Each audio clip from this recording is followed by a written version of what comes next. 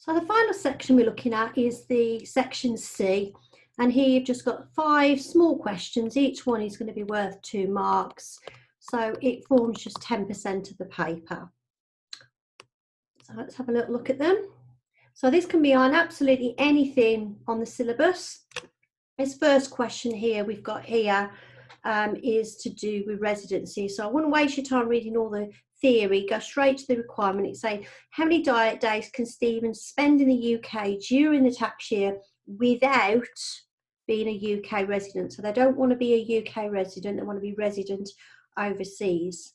Now, if we look at what's happening with Stephen, he's always previously been in the UK, spending more than 300 days, but he's retired from his employment and he's left the UK to permanently live in Spain. And he did this on the 6th of April, beginning of the tax year, and that's where he expends the majority of his time. So he's always been UK resident, and he's not really going to be in the UK at all during the current tax year. So if you look at your rules of residency, he's not going to be classed as automatically overseas. All right, and the reason for that, if you look at your theory and somebody being classed automatically overseas, it's where they've been in the UK for 1 or more tax years for less than 16 days. Well, that's not the case, is it? He's always spent more than 300 days. So because of the amount of times he's been there and he's not been working overseas in the past, he's not going to be automatically overseas. Neither is he going to be classed as automatically resident in the UK.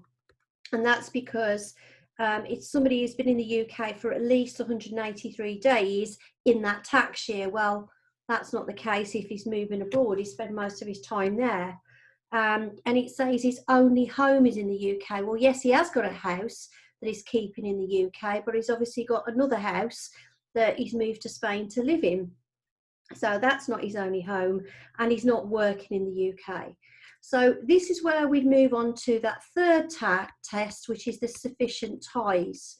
So we're looking at how many ties has Stephen got in the UK. Well, if we look at what he's doing then, he's not working in the UK, but he has kept his house. So that's 1 tie that he's got in the UK. He's not married and he's got no children, so he's got no sort of close family or dependents that he's got there. He's not working in the UK, but what he has got is this tie here. He's got a tie there because he spent more than 300 days in the last tax years. So one of the ties is spending at least 90 days in the previous 2 tax years. So he's got 2 ties. Now, if you look at the sufficient ties then, and you look at the column where for somebody who was previously resident, so they were previously resident, if you go down to 2 ties, to be classed as UK resident, you've got to have at least 91 days in the UK.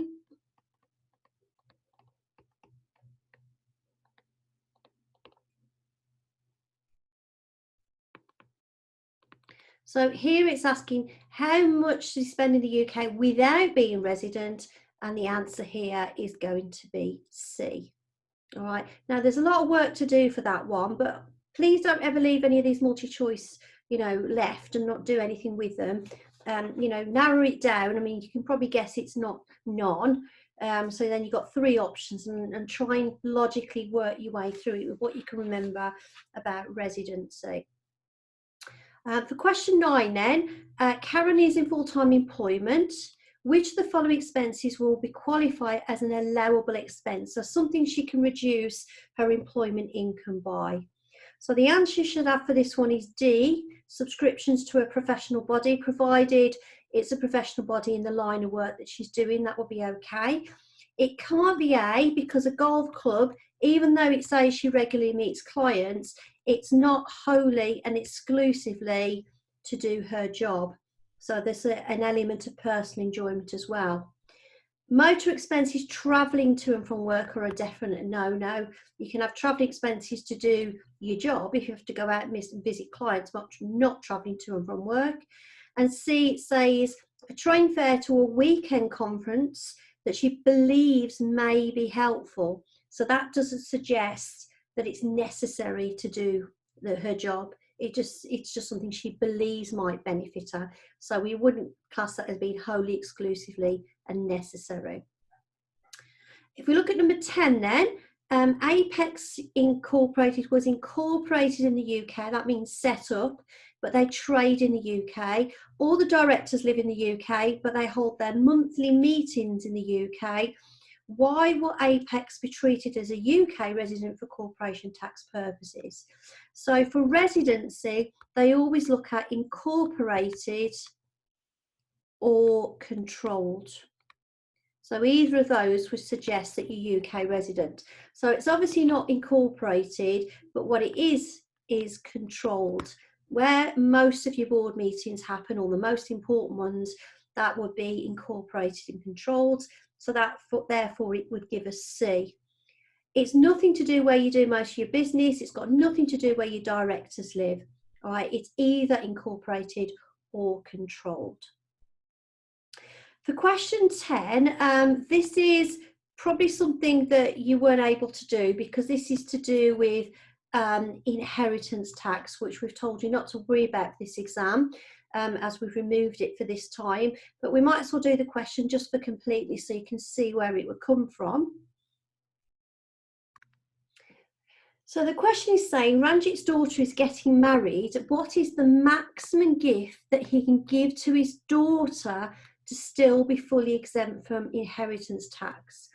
So what we've got here is a gift from an individual to an individual, which we would class into inheritance tax as a PET, potentially exempt transfer.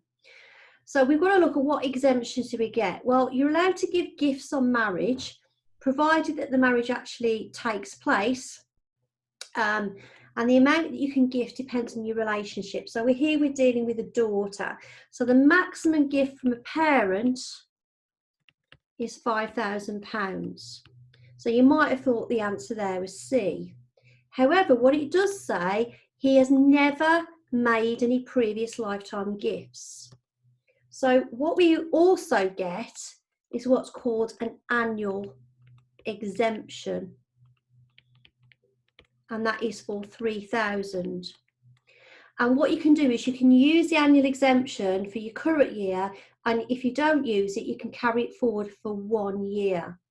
So if we were dealing with the current tax year, 18-19, he'd have his gift exemption of 5,000. He'd have his annual exemption for the current year, 3,000. And he'd also have it for the previous year because he's never given any gifts. So in total, he would be able to gift a total of 11,000, and it would still come back to nil for tax purposes. So therefore, my answer for that one must be D. So the final question we've got here is on the VAT. It's saying which of the special VAT schemes will be most beneficial. So first of all, we need to look at what size business he is. So he's quite a small business. His annual turnover is 100,000 and he's registered for VAT. So he's registered for VAT because he goes over that threshold, doesn't he, of 85,000.